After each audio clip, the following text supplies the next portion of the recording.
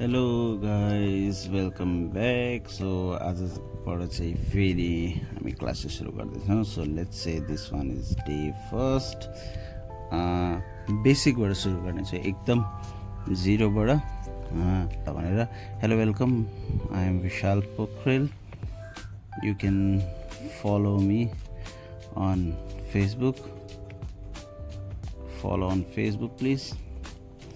फेसबुकमा चाहिँ मेरो नाम अहिले विशाल पोखरेल रहेको छ. ओके, डबल ए छ त्यहाँ चाहिँ. So you can follow me over there.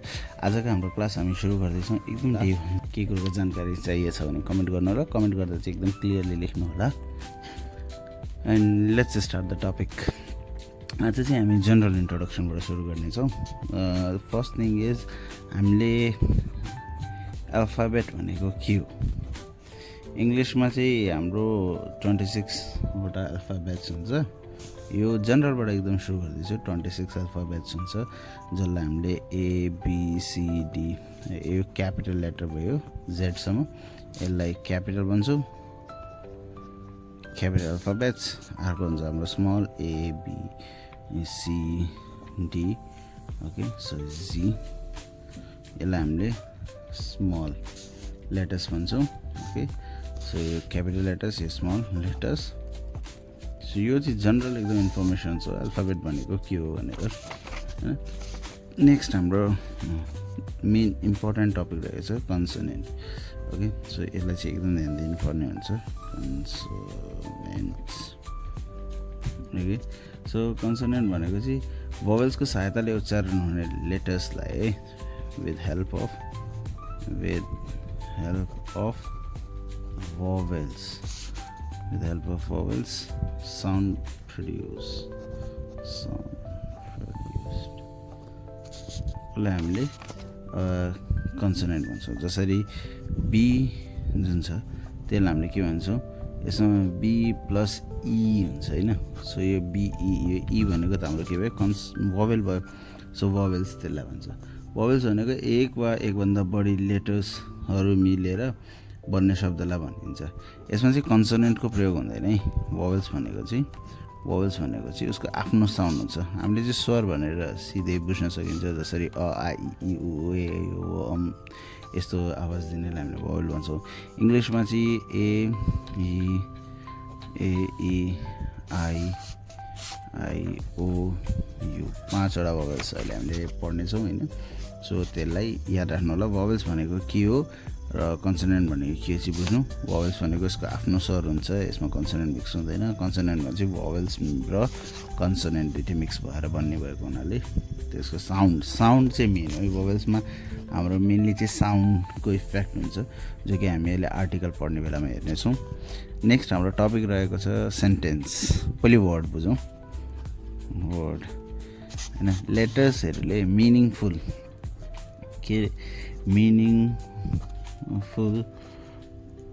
Combination of alphabets या लेटर्सहरूले मिलेर कुनै पनि यदि मिनिङ दिन्छ भने त्यसलाई हामीले वर्ड भन्छौँ है. जस्तै mango, man, okay, and many others.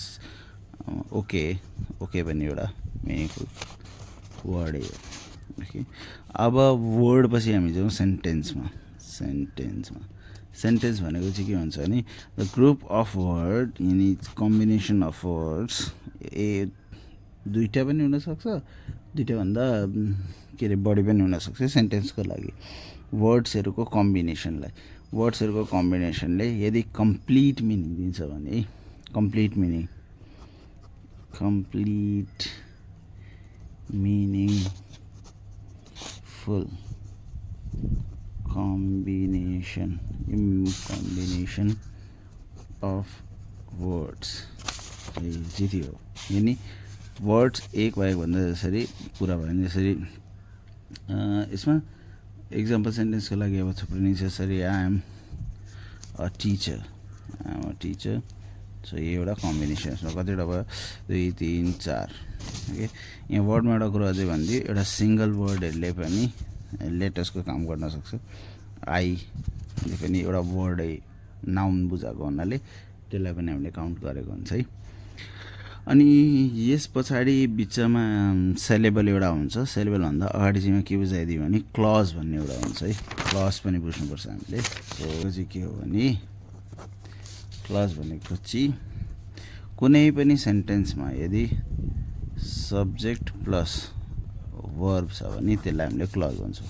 यति मात्रै बुझिराख्नु, क्लज भनेको सब्जेक्ट प्लस वर्ब भएको कुनै पनि सेन्टेन्स। यस पछाडि हामीले पढौँ सेलेबल। ओके, सेलेबल भनेको चाहिँ यो त्यो पद्धति हो जसमा हामीले शब्दहरूलाई टुक्र्याएर पढ्छौँ।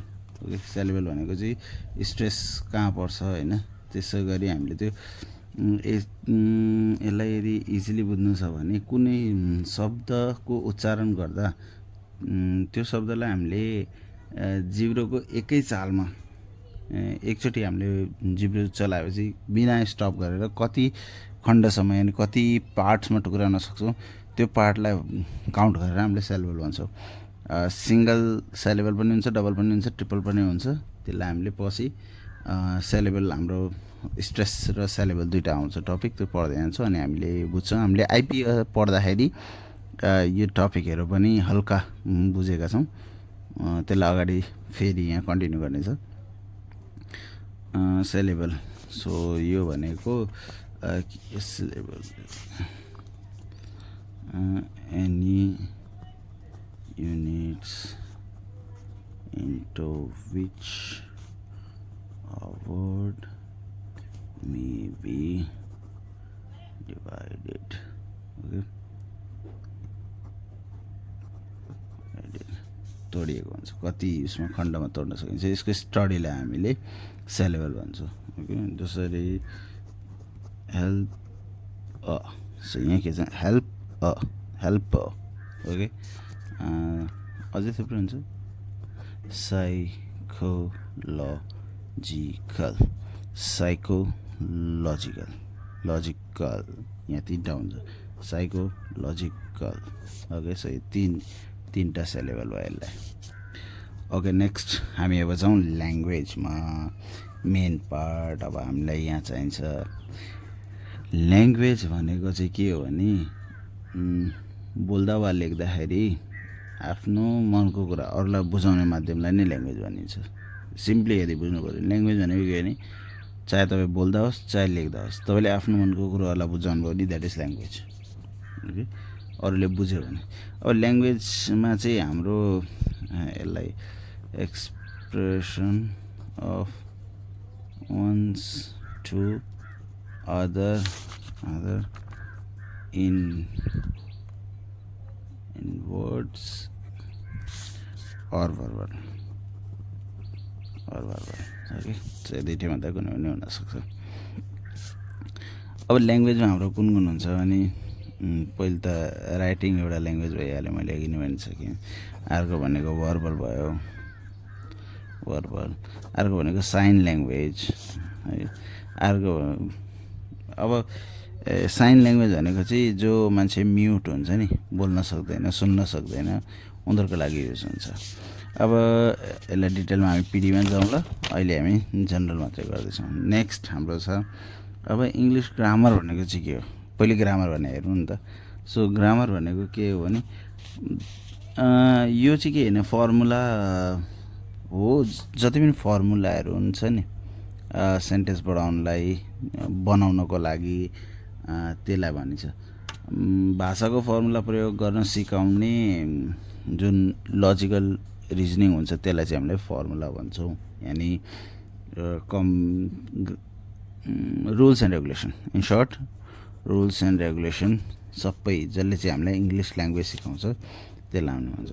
अब इङ्ग्लिस ग्रामर भनेको इङ्ग्लिस भाषा सिकाउने रुल्स एन्ड रेगुलेसन भइहाल्यो। ओके, अब यस पछाडि चाहिँ हाम्रो फ्राजेसहरू। ओके, यो धेरै युज हुन्छ होइन, एकभन्दा बढी शब्द मिलाएर फ्राजले चाहिँ के गर्छ भने यो कम्प्लिट सेन्टेन्स चाहिँ नदिएला होइन, तर यसले अर्थ चाहिँ दिन्छ है। फ्राज भनेको इन्स्पाइट अफ दुईवटा तिनवटा शब्दहरू मिलेर एउटा मिनिङ दिन्छ कि होइन। यो हुँदा हुँदै पनि यस्तो हुनुपर्ने त्यस्तो भएन होइन. गेट आउट जस्तो गेट आउट. अब गेट भनेको लिनु, आउट भनेको बाहिर. सो बाहिर गएर लिनु त यसको अर्थ होइन. गेट आउट भनेको त बाहिर निस्किनु भने हो.